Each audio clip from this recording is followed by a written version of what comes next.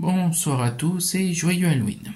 Voilà, je devais pas faire d'intro, mais vous commencez à me connaître et je ne fais jamais ce que je dis. Bref. Je fais cette toute petite intro pour vous dire de rester vraiment jusqu'à l'outro, s'il vous plaît. Tout simplement parce que j'y explique tout ce que je vais faire, cette semaine de l'horreur, ce qu'elle a représenté pour moi et pourquoi je l'ai fait comme ça. Donc franchement, restez jusqu'à l'outro, s'il vous plaît. C'est tout ce que je vous demande pour ce soir. Pour ce soir, normalement, j'aurais dû vous raconter des histoires que j'ai écrites, mais j'ai voulu changer un petit peu, car je suis, et vous ne le savez pas, mais un très grand fan de légendes en tout genre. Et donc, je me suis dit, pourquoi pas changer un peu, enfin, vous verrez avec tout. Bref. Donc, je vais vous raconter des histoires, légendes, peut-être pas forcément connues, je ne sais pas, pour ceux qui sont fans de 30 histoires mystérieuses ou autres, bref. Donc voilà, je vous ai prévu ce petit cocktail en espérant que ça vous plaise. N'hésitez pas à me le dire en commentaire, ça me fait plaisir. Et surtout, restez jusqu'à l'outro. Je ne vais pas vous retenir bien longtemps. Nous allons commencer cette vidéo. Bon visionnage à tous et joyeux Halloween à nouveau. Légende de Dame Blanche. Dame Blanche numéro 1. La mort de Claude François. Tout le monde connaît la mort de Claude François dans sa salle de bain en voulant changer l'ampoule. Mais sa sœur témoigne que Claude François lui aurait dit qu'il aurait aperçu plusieurs fois la Dame Blanche lors de son coucher. Il disait que toutes les nuits, une dame entrait dans sa chambre et s'asseyait à côté de son lit. Désespéré, il avait demandé conseil à sa sœur, qui lui avait dit de mettre un verre de lait sur sa commode.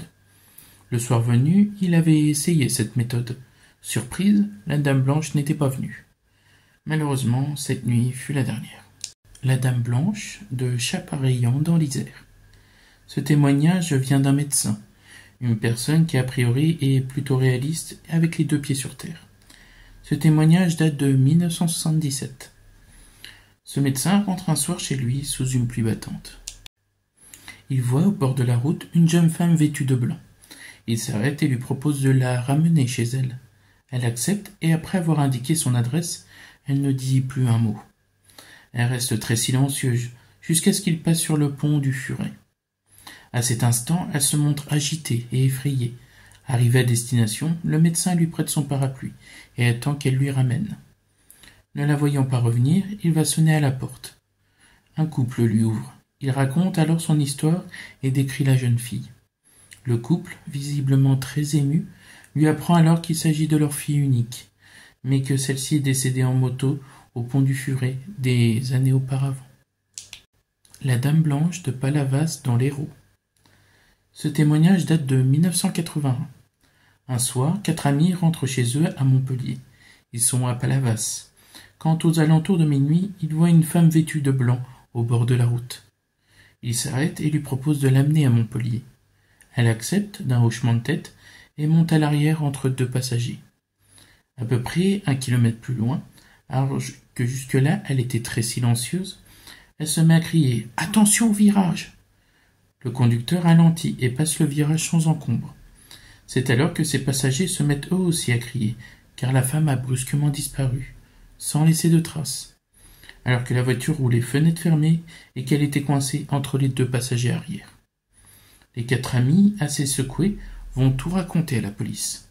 Ces derniers sont d'abord sceptiques et croient plutôt à une plaisanterie de mauvais goût. Mais ensuite, les policiers furent convaincus de la bonne foi des témoins. Car après plusieurs auditions, les 4 amis déclarèrent toujours la même chose, ne se sont jamais contredits. Aujourd'hui encore, ils évitent de parler de cette histoire. La Dame Blanche du château de Trécesson. Le château de Trécesson, près de la commune du Pimpon, serait hanté par le fantôme d'une femme, qui fut enterrée vivante en 1750. Ce château fut bâti à la fin du XVe siècle par Jean de Trécesson. En 1750, un braconnier aurait vu, pendant la nuit, des jeunes gens masqués descendre d'un carrosse avec une femme vêtue de blanc et l'enterrer vivante dans une fosse à proximité du château. Le braconnier, qui ne s'était pas manifesté, se présenta le lendemain au château prévenir monsieur de Trécesson. Ce dernier fit ouvrir la fosse et une forme humaine apparut. La dame, qui y vivait encore, se leva et poussa un hurlement. Puis elle rendit son dernier souffle. Son identité restera un mystère. Ainsi, depuis plus de 2 siècles, une Dame Blanche hanterait régulièrement les landes qui entourent le château de Trécesson. La Dame Blanche des chutes Montmorency, au Québec. Une dame blanche hanterait les chutes Montmorency, non loin de la ville de Québec. Peut-être du fait que la presse fasse mention de suicide aux chutes Montmorency. La légende relate l'histoire de deux amoureux, Mathilde et Louis. En 1759, ils furent séparés lors d'une attaque anglaise, repoussés par les habitants. Louis, étant parti au combat, ne revint pas avec les autres combattants. Mathilde le chercha et revint dans sa ferme, où elle prit la robe blanche qu'elle devait mettre le jour de son mariage. Elle le retrouva, enfin, sans vie près de la grande chute de la rivière. Folle de douleur, elle se jeta dans la chute, vêtue de sa robe de mariée. Les habitants prétendent qu'elle hante encore, les soirs d'automne, les abords de la chute, cherchant le corps de son bien-aimé. La robe de mariée serait maintenant accrochée à un arbre situé entre la rivière et la route. Si vous avez le malheur de décrocher la robe de mariée de la Dame Blanche, alors celle-ci fera en sorte que votre mariage se passe horriblement mal. Pour les personnes non mariées, elles auront alors une mort terrifiante. Les lavandières de nuit, descriptions et légendes s'y rattachant. Les mères infanticides. Les véritables lavandières sont les âmes des mères infanticides. Elles battent et tordent incessamment quelque chose qui ressemble à du linge mouillé, mais qui, vu de près, n'est qu'un cadavre d'enfant. Chacun a le sien ou les siens si elle était plusieurs fois criminelle. Il faut se garder de les observer ou de les déranger, car puissiez-vous faire 6 pieds de haut et avoir des muscles en proportion, elles vous saisissent, vous battraient dans l'eau et vous tordraient ni plus ni moins comme une paire de bas. Un soir de veillée au coin de feu de Kéramborgne, on parlait de revenants, d'esprits, de fantômes et d'apparitions de toutes sortes. Laolique, Miac, disait avoir vu la lavandière de nuit, lavant un linceul au clair de lune, attendant le voyageur attardé pour l'aider à le tordre et à l'égoutter. Malheur à l'impudent qui l'écoute, car il ne sait pas qu'il faut le tordre dans le même sens qu'elle, pour qu'elle se lasse et abandonne. Pour celui qui se trompe, il aura les bras happés et brisés par le linge qui finit par l'entourer jusqu'à ce qu'il l'étouffe. S'il refuse de les aider, elle l'enroule dans les linges et le noie dans le lavoir, tout en le frappant avec leur battoir. Elle lui tord les bras, puis tout le corps. Le lendemain, on le retrouve mort près du Douai. C'est ce qui arrivera au malheureux Tani Cloarec, du pont Ar-Gaunzan, une nuit où il s'est attardé à boire au bourg de Ploaret. Armée fantôme. Dans les années 1930, à Cadbury Hill, colline fortifiée située dans le Somerset, au sud de l'Angleterre, et résidence possible d'un site d'un des chevaliers de la Table Ronde. Un jeune couple aurait assisté au défilé d'une troupe de cavaliers armés, s'éclairant avec des torches, qui disparurent subitement. Autre histoire. Dans la nuit du 2 janvier 1950, une conductrice fut victime d'un accident sur les rives d'un loch écossais. En terminant sa route à pied, elle vit des hommes vêtus de tuniques et de collants, tourner en rond à la lueur de torches.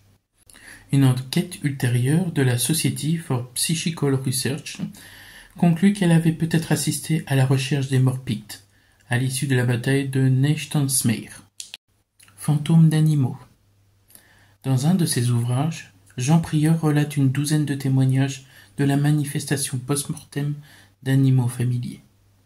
Dans un de ceux-ci, une chienne sauvage nommée Polka se laissait caresser et nourrir par une famille, mais repartait ensuite logée dans une carrière au fond d'un bois. Un jour, la chienne disparut, et l'on apprit qu'elle avait été gravement blessée par une voiture, à la suite de quoi elle est probablement partie agoniser dans un fourré. Toutefois, les 3 membres de la famille continuèrent à entendre des gémissements et des grattements à leur porte sans voir l'animal. Intrigués, se rendirent à sa cachette habituelle et la découvrirent morte depuis plusieurs jours, avec auprès d'elle 3 chiots nouveau-nés, dont un vivant encore. Trains fantômes. Les trains fantômes ne sont pas uniquement des attractions de fêtes foraines. Plusieurs légendes racontent la présence d'authentiques trains spectraux. À la suite de la grande émotion populaire suscitée par l'assassinat du président Abraham Lincoln en 1865, sa dépouille mortelle fut transportée jusqu'à sa sépulture, située dans l'Illinois, à bord d'un train spécial drapé de noir, qui fit un très long détour pour qu'un grand nombre de personnes, massées sur son passage, puissent lui rendre un dernier hommage. Depuis lors, la légende court qu'on peut parfois le voir passer surtout la nuit. Il ne s'arrête pas dans les gares qu'il traverse, mais les horloges stoppent à sa venue. La description en a été publiée dans le journal d'Albany Time. Il passe sans un bruit. S'il y a un clair de lune, des nuages viennent couvrir la lune, pendant que le train fantôme suit sa route. Après le passage de la locomotive, le train funèbre défile lui-même, avec drapeau et banderole. La voie semble couverte d'un tapis noir, et le cercueil est visible au centre de la voiture, tandis que tout autour de lui se trouve un très grand nombre d'hommes en bleu, certains avec des cercueils sur le dos, d'autres s'appuyant dessus. Histoire de train fantôme numéro 2. Dans la nuit du 28 décembre 1879, eut lieu la catastrophe ferroviaire du pont sur le Tay. Au cours d'une terrible tempête, le train de nuit reliant l'Édimbourg à Dundee dérailla en passant sur le très long pont surplombant le fleuve Tay en Écosse, entraînant la chute de 13 travées. Il n'y eut aucun survivant parmi les 75 passagers. Peu de temps après le drame, on prétendit que de nombreux fantômes hantaient les alentours. Le pont fut reconstruit en 1887 et le trafic ferroviaire fut rétabli. Mais, un 28 décembre, quelques années plus tard, on observa le passage à vive allure d'un train non programmé, qui disparut une fois arrivé au milieu du pont. Fantômes dans des lieux célèbres. La Tour de Londres. La Tour de Londres est supposée être visitée par les spectres de nombreuses victimes qui ont été enfermées, torturées ou exécutées durant des siècles.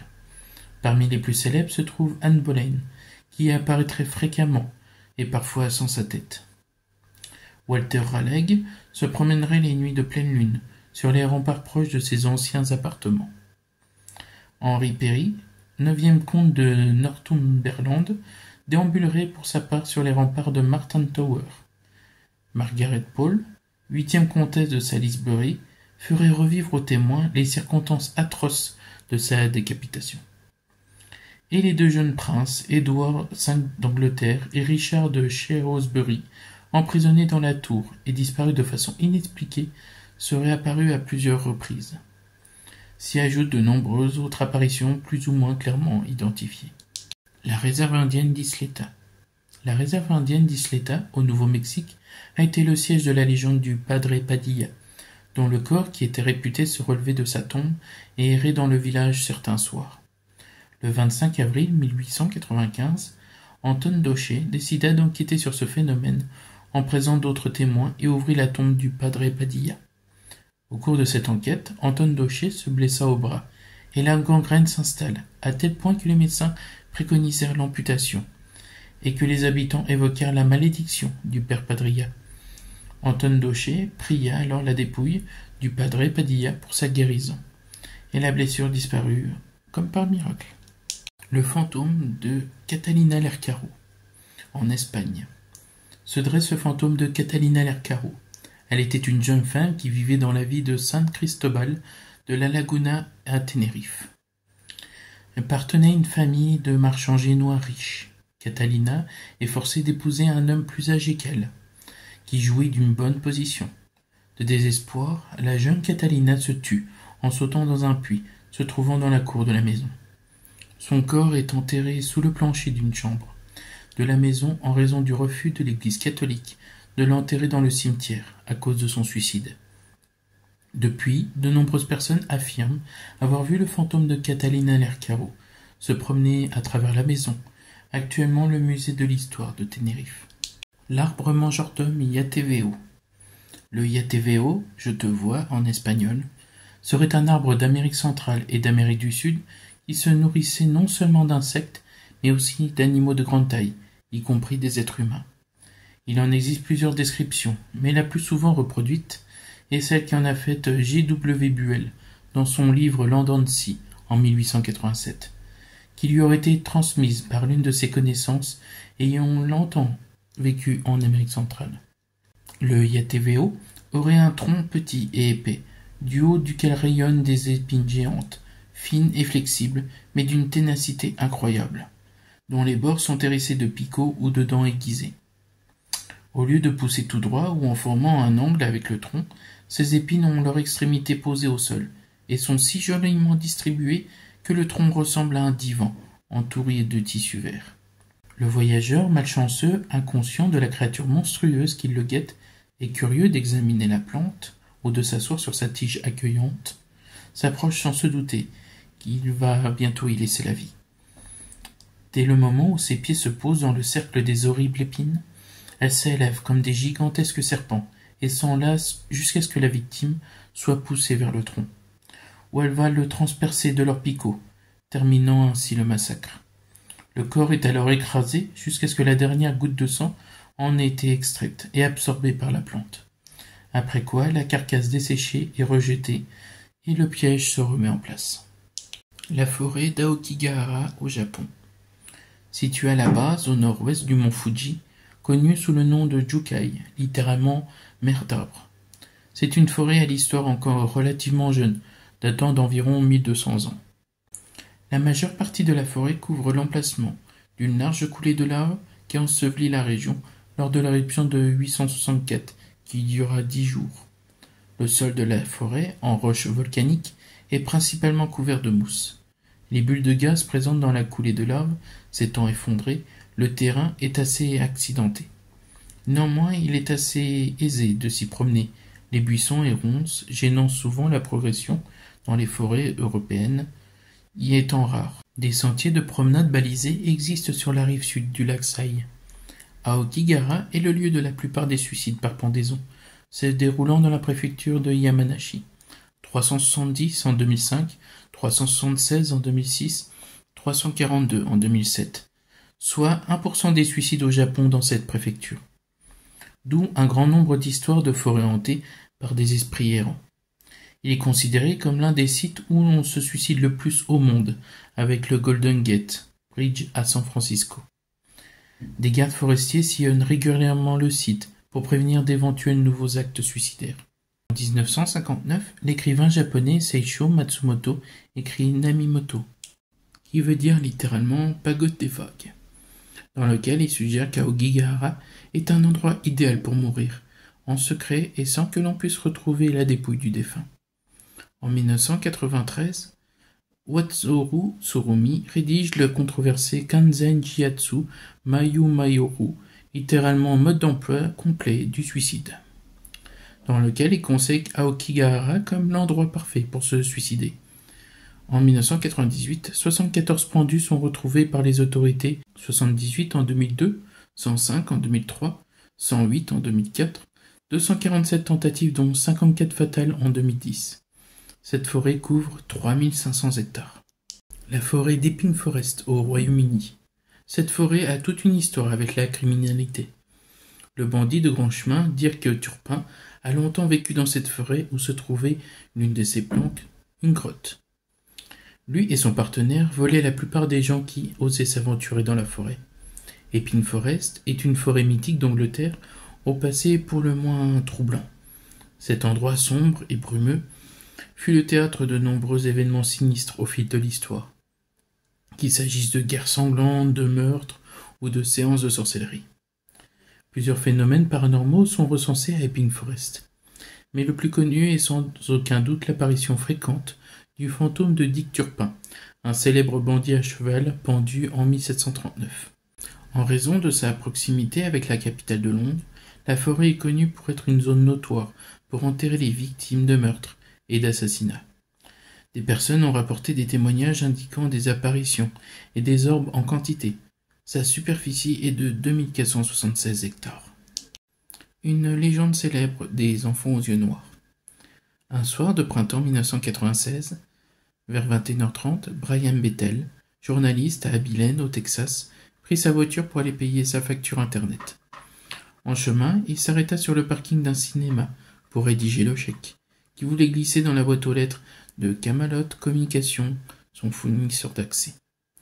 Alors qu'il écrivait, éclairé par les lumières rougeoyantes des néons, un coup frappé sur la vitre côté du conducteur le fit sursauter, le poussant à lever les yeux. 2 adolescents l'observaient à travers la glace. Le plus grand semblait avoir dans les 14 ans. Il portait une veste à capuche avec un motif à carreaux, gris et un jean. Ses cheveux étaient bruns et bouclés, sa peau couleur olive et son visage dégageaient une assurance tranquille. « Oh super, se dit-il en lui-même, ils vont me taxer de l'argent. » Méfiant, il abaissa très légèrement la vitre, et il répondit « Oui ». Le garçon esquissa un large sourire, dévoilant des dents d'une extraordinaire blancheur, et Brian sentit son sang se glacer dans ses veines. Il ne savait pas pourquoi, mais un sentiment écrasant de peur venait de s'insinuer en lui, et il dut lutter pour ne pas s'enfuir. « Eh, monsieur, vous allez bien? Nous avons un problème.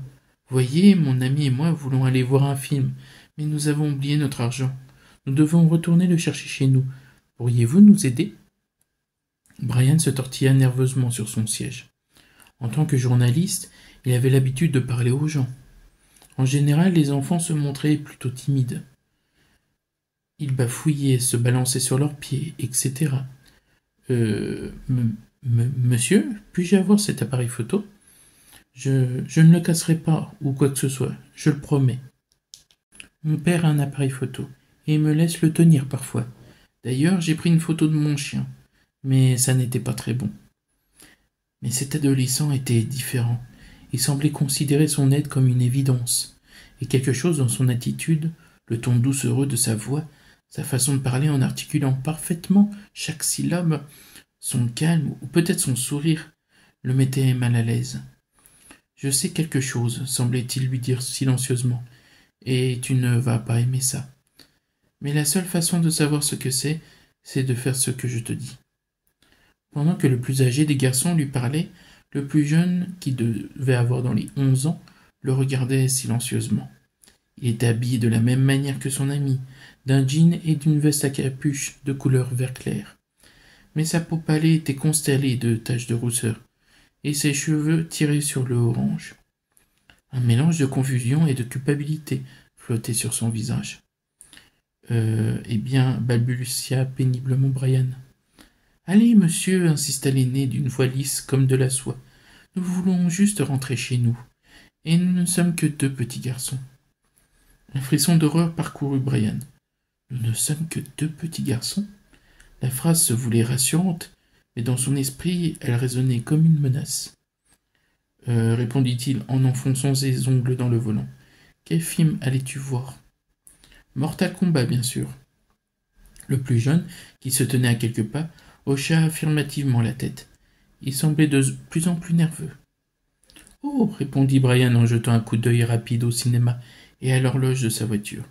La dernière séance du film Mortal Kombat était commencée depuis plus d'1 heure, et il trouvait son histoire suspecte. « Allez, monsieur, laissez-nous entrer. Nous ne pouvons pas monter dans votre voiture si vous ne nous invitez pas. Laissez-nous entrer, et nous serons partis avant que vous le sachiez.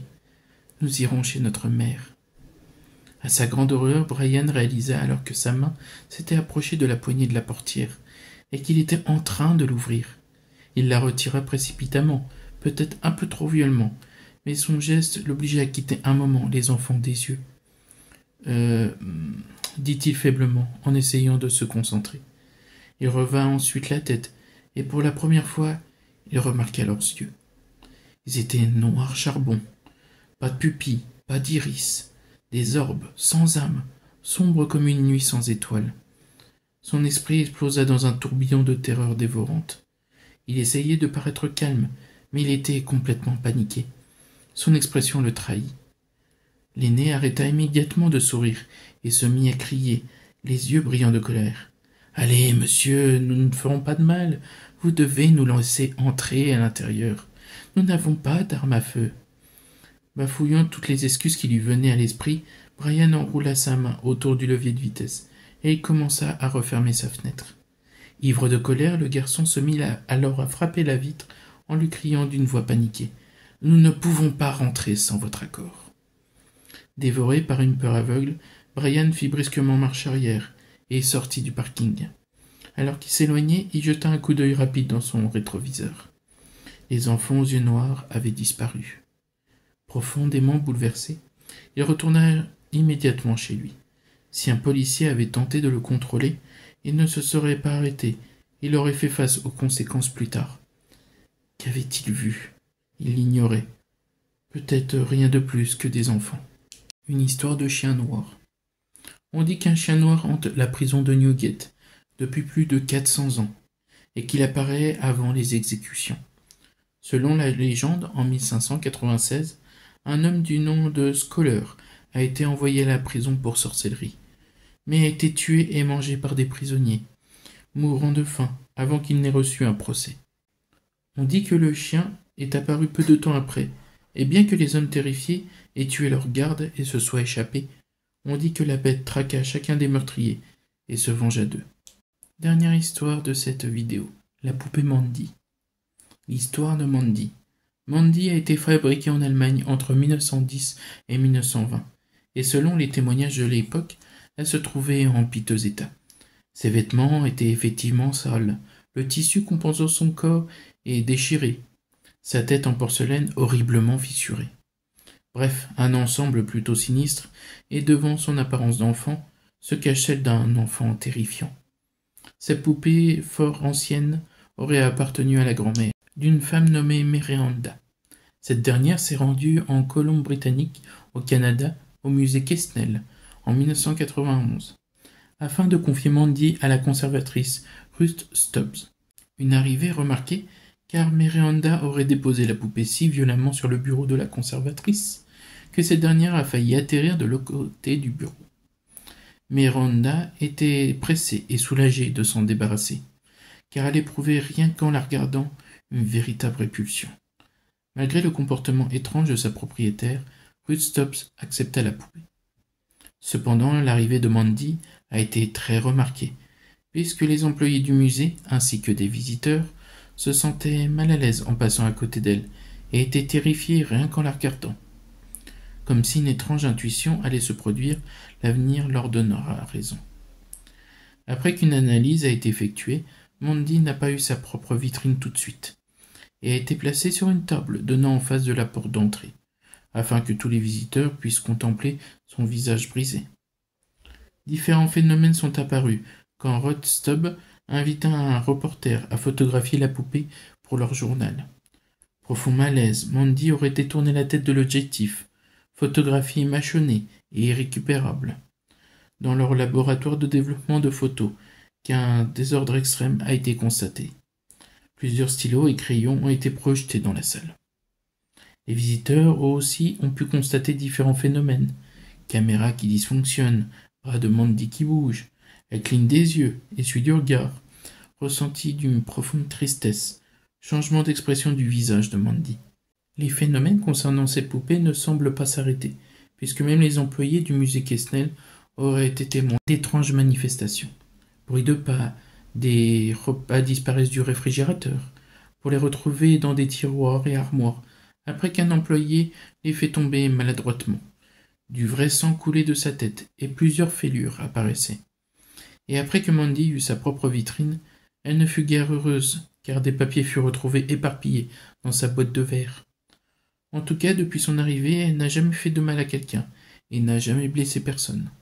Ruth Stubbs est une personne très cartésienne. Pourtant, face à l'ampleur des phénomènes, elle décida de contacter un conservateur à la retraite, connu pour avoir le don de percevoir des vibrations en touchant des objets. Quand ce dernier prit la poupée entre ses mains, il sentit des frissons glacés partout dans son corps, et recommanda rudement à la conservatrice du musée Quesnel de prendre contact avec l'ancien propriétaire, afin de bénéficier du plus d'informations sur Mandy. C'est de cette façon que Ruth prit contact avec Miranda. Cette dernière leur décrivit son témoignage. Mandy se trouvait autrefois dans sa cave, et s'y produisait en sa présence d'étranges phénomènes. Il arrivait assez fréquemment pendant la nuit que Miranda entende les pleurs d'un nouveau-né dans son sous-sol, et quand elle y descendait pour constater ce qu'elle aperçut durant son sommeil, elle ne retrouva aucun enfant. La cave était grande ouverte, et une étrange brise faisait flotter les rideaux du sous-sol.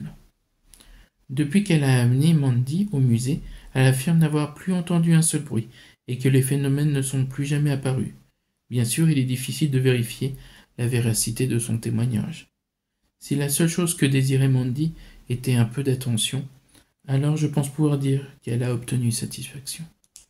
Et voilà qui conclut cette vidéo. J'espère que ces histoires, ces légendes, vous auront beaucoup plu, que ce format vous aura plu, parce que normalement je devais vous raconter des histoires que j'avais écrites, comme je viens de vous le dire en intro, Mais je me suis dit pourquoi pas essayer autre chose, et comme je vous avais promis une surprise, alors pourquoi pas. Surprise, voilà. Euh, Comme cette semaine de l'horreur s'est déroulée d'une manière... je n'avais pas pensé en fait à faire ça comme ça. Mais si vous avez remarqué, il y a eu des témoignages d'abonnés, des nouvelles qu'on pourrait plutôt intituler Creepypasta, comme la toute dernière vidéo, des vidéos purement... enfin des histoires purement fantômes, la toute première vidéo, une nouvelle très courte et une nouvelle plus longue, et là c'est légende. En fait tout simplement je testais, cette semaine de l'horreur était plutôt un test pour moi, pour savoir ce qui fonctionnait ou non, ce que vous aimiez ou non. Donc n'hésitez pas à me dire quel format pendant cette semaine de l'horreur vous avez aimé pour m'aiguiller. Parce que en plus de partager une vidéo par semaine de mes nouvelles que j'aurai écrites, que ça absolument ne changera pas, hein, il y aura toujours une vidéo par semaine de mes nouvelles écrites, ça c'est sûr. Mais j'aimerais faire plus de vidéos. Euh, et donc je me suis dit pourquoi pas tester de nouvelles choses. Bon, pour les témoignages d'abonnés, bah, il faut que les abonnés envoient des témoignages en fait, hein. Sinon ça va être un petit peu compliqué de faire d'autres vidéos. Mais pour les légendes, alors là j'en ai sous le coude. Donc si vous aimez ça, et si vous voulez par exemple je fasse des vidéos spéciales pour une créature, une légende, tout ça, n'hésitez pas à me le dire. Franchement ça me plairait énormément. Parce que j'aime ce que je fais, j'aime tourner, j'aime écrire surtout, c'est surtout pour ça. Et j'aime le fait que vous avez joué le jeu parce que 5 abonnés se sont abonnés à cette chaîne et donc je les remercie pendant cette semaine de l'horreur, même un peu avant, mais voilà, vous avez joué le jeu et je voulais vous remercier par cette vidéo. C'est un outro va devenir vraiment trop long, donc je vais la finir. Donc n'hésitez pas à vous abonner, à liker, à partager, à commenter, même si pour cette vidéo, voilà, tout simplement, n'hésitez pas à simplement la regarder, et puis si vous êtes à l'outro, c'est que vous l'avez forcément regardé. Bref, je me perds, excusez-moi. Donc merci à vous d'avoir été là pendant toute cette semaine, et en fait je vais prendre 10 jours de repos, si on peut dire, après cette semaine de l'horreur, tout simplement parce que j'ai laissé mon roman de côté et qu'il est temps de m'y remettre. Et donc je vais republier une prochaine vidéo de mes histoires, de mes nouvelles, dans 10 jours environ. Et après je reprends le format de une vidéo par semaine, ne vous inquiétez pas. Voilà, voilà, donc merci à vous tous, gros bisous, prenez soin de vous et joyeux Halloween!